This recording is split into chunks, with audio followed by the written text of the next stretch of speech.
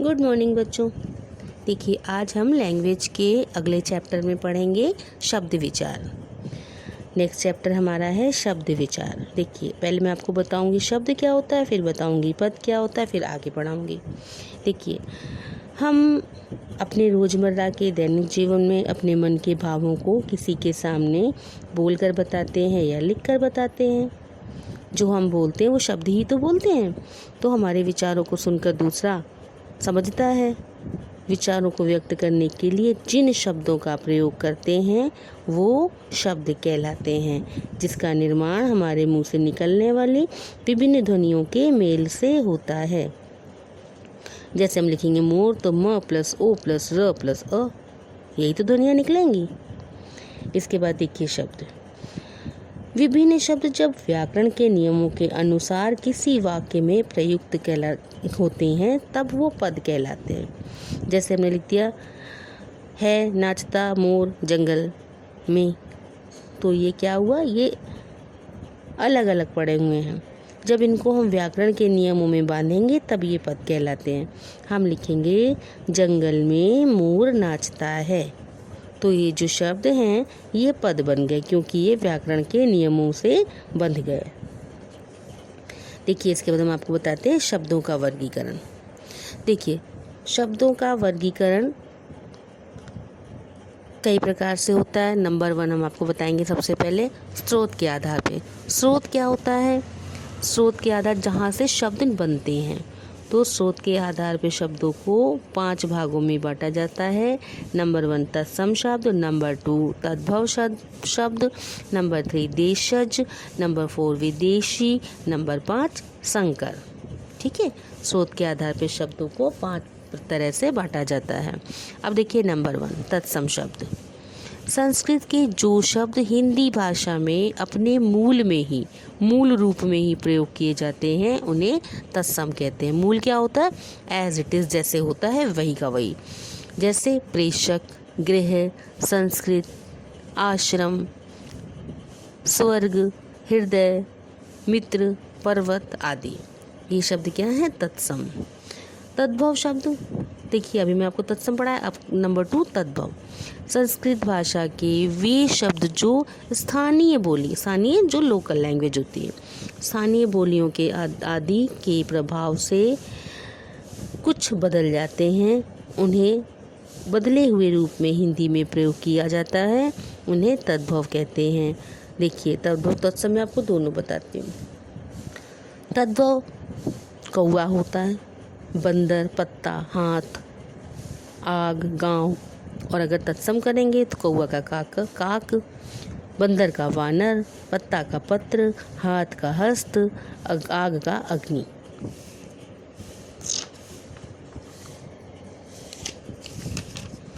इसके बाद देखिए अगला है देशज। देशज क्या होते हैं? जो भारत में बोली जाने वाली उपभाषाएं हैं और बोलियां हैं, वे शब्द हिंदी भाषा में प्रयोग होते हैं। जो शब्द वो देशज कहलाते हैं। जैसे थैला, डिबिया, पगड़ी, झंझट, झाड़ू, ये जो हम अपनी उपभाषा में जो प्रयोग करते हैं, जो बोलियों में बोलते हैं। नंबर 4 देखिए विदेशी शब्द। हिंदी भाषा में प्रयोग किए जाने वाले वे शब्द जो अन्य देशों की भाषाओं से लिए गए हैं वो विदेशी शब्द कहलाते हैं। जैसे अंग्रेजी में लेते हैं हम लोग radio, station, train, bus, pen, machine, copy, school, coat, pant, tie, nurse, doctor, press, tension, ये सब अंग्रेजी भाषा के लिए शब्द हैं। फिर आता है अरबी भाषा। अरबी में लिया जाता है खत, नज़र, इलाज, खर्चा, आदमी, वकील, अदालत, अखबार, कालीन, अमीर, गरीब, सिक्का, महल, किताब, ये सब अरबी के शब्द हैं। फिर फारसी। आसमान, सरदार, खजाना, खून, लाश, बाजार आदि, ये फारसी हैं। पुर्तगाली के शब्द साबुन, तंबाकू, चाबी, तिजोरी, बाल्टी, तौलिया आदि। फिर तुर्की से लिए जाते हैं कुछ शब्द, जैसे कारतूस, बीवी, कुली, चम्मच, कैंची, चेचक, ये सब तुर्की के शब्द हैं। नंबर 5 देखिए, इसमें आता है संकर शब्द। वे शब्द जो भिन्न भिन्न भाषाओं के मेल से बनते हैं उन्हें संकर शब्द कहते हैं। जैसे लाठी चार्ज, लाठी हिंदी का शब्द है, चार्ज इंग्लिश का है, अंग्रेजी भाषा का। वर्ष हिंदी का है, संस्कृत का, वर्ष संस्कृत का शब्द है, गांठ हिंदी का है। सील बंद, सील अंग्रेजी का है, बंद हिंदी का है। तो दो भाषाओं के या भिन्न भिन्न भाषाओं के मेल से बनने वाले शब्द संकर शब्द कहलाते हैं। अब देखिए, हमने आपको बताया था स्रोत के आधार पे, अब मैं आपको बताऊंगी रचना के आधार पे। रचना के आधार पे शब्दों के 3 भेद होते हैं। नंबर 1 रूढ़ शब्द, नंबर 2 यौगिक और नंबर 3 योग रूढ़। देखिए, रूढ़ शब्द वो होते हैं जो प्रयोग में आते आते किसी विशेष अर्थ के लिए निश्चित हो जाते हैं, उन्हें रूढ़ शब्द कहते हैं। ऐसे शब्द जो प्रयोग में आते आते किसी विशेष अर्थ के लिए प्रयुक्त होते हैं उन्हें रूढ़ कहते हैं। और रूढ़ शब्दों के टुकड़े नहीं होते हैं, सार्थक खंड या टुकड़े नहीं किए जाते। जैसे मकान, लड़का, किताब, घर, इनके टुकड़े नहीं होंगे, ये रूढ़ शब्द है। फिर आता है यौगिक शब्द।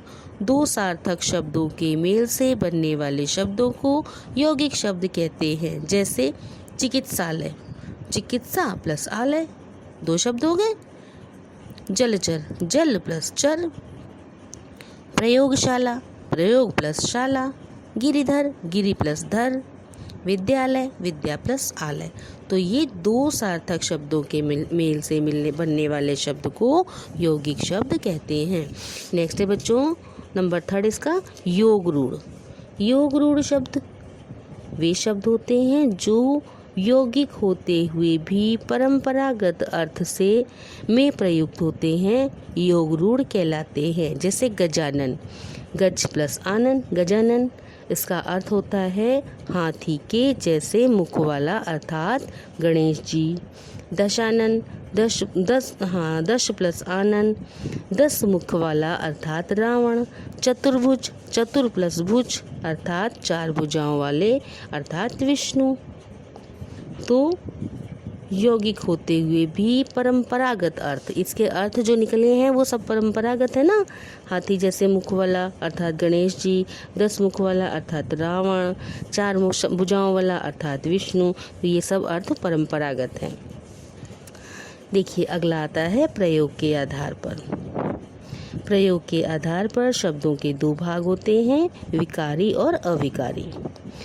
विकारी शब्द देखिए, नंबर 1 ऐसे शब्द जिनके रूप में लिंग वचन कारक के आधार पर बदलाव हो सकता है, परिवर्तन हो सकता है, वो विकारी शब्द कहलाते हैं। जैसे बालक खेल रहा है, तो लिंग परिवर्तन जब करेंगे तो बालिका खेल रही है। घोड़ा हिनहिना रहा है, अब इसका वचन बदलेंगे तो घोड़े हिनहिना रहे हैं। गाय के लिए चारा लाओ, कारक परिवर्तन करेंगे तो गाय को चराने जाओ। तो क्या क्या बदला, लिंग वचन और कारक के आधार पर जो बदलाव हुए जिन शब्दों में, वो विकारी शब्द कहलाते हैं। वाक्य में प्रयोग किए जाने वाले संज्ञा, सर्वनाम, विशेषण, क्रियापद विकारी शब्द हैं। इसके बाद देखिए अविकारी। अविकारी वे शब्द होते हैं जो लिंग वचन कारक के परिवर्तन से बदलते नहीं हैं। जिन शब्दों पर लिंग वचन कारक के परिवर्तन का कोई प्रभाव नहीं पड़ता है, जो सदैव अपने मूल रूप में ही प्रयोग किए जाते हैं, उन्हें अविकारी शब्द कहते हैं। साधारणतः सभी अव्यय अविकारी होते हैं। देखिए क्रिया विशेषण में यहाँ, वहाँ, कब, जल्दी जल्दी आदि। हम जब भी कोई सेंटेंस लिखेंगे तो जल्दी जल्दी खाओ, जल्दी जल्दी चलो, जल्दी जल्दी पढ़ो, ठीक है, यहाँ बैठो, यहाँ ना जाओ, तो ये शब्द बदलते नहीं हैं। संबंध बोधक में जैसे के ऊपर, मेज के ऊपर किताब रखी है, अलमारी के ऊपर देखो, के नीचे, मेज के नीचे बिल्ली बैठी है, कुछ भी कर सकते हैं।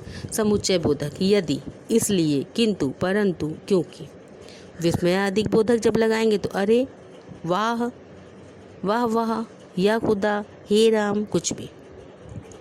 फिर अगला आता है आपका अर्थ के आधार पर। देखिए, अर्थ के आधार पर शब्द दो प्रकार के होते हैं। नंबर 1 सार्थक शब्द, नंबर 2 निरर्थक शब्द।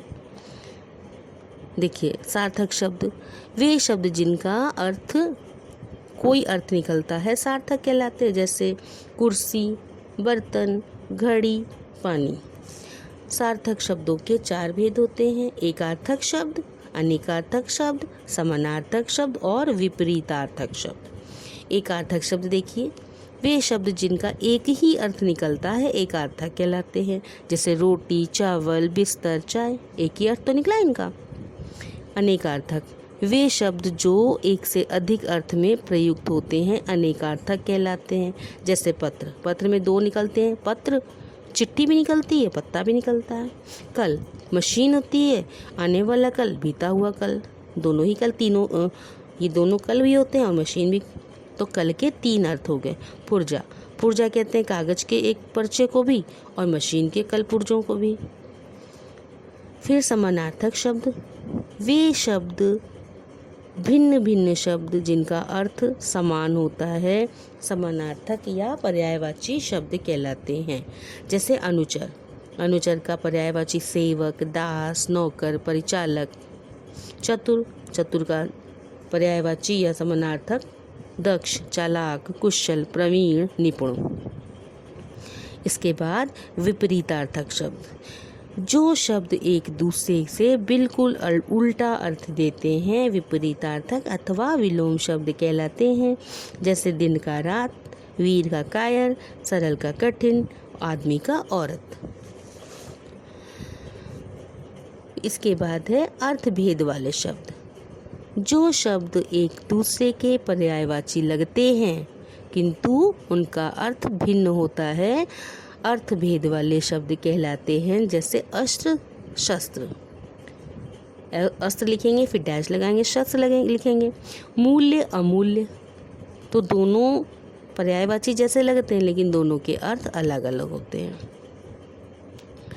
फिर इसके बाद अवधारणात्मक शब्द, ये शब्द अकेले रहकर कोई स्पष्ट अर्थ नहीं देते, अर्थात किसी भी संदर्भ के अनुसार किसी न किसी अवधारणा को व्यक्त करते हैं, जैसे ठाह, चकाचक, गड्ढ-मड्ढ। फिर है निरर्थक शब्द, वे शब्द जिनका कोई अर्थ नहीं होता है निरर्थक शब्द कहलाते हैं, जैसे कुर्सी के साथ लगाया वुर्सी, कुर्सी वुर्सी, मेज वेज, किताब विताब। तो किताब जो है सार्थक है, इसका निरर्थक क्या हुआ, विताब।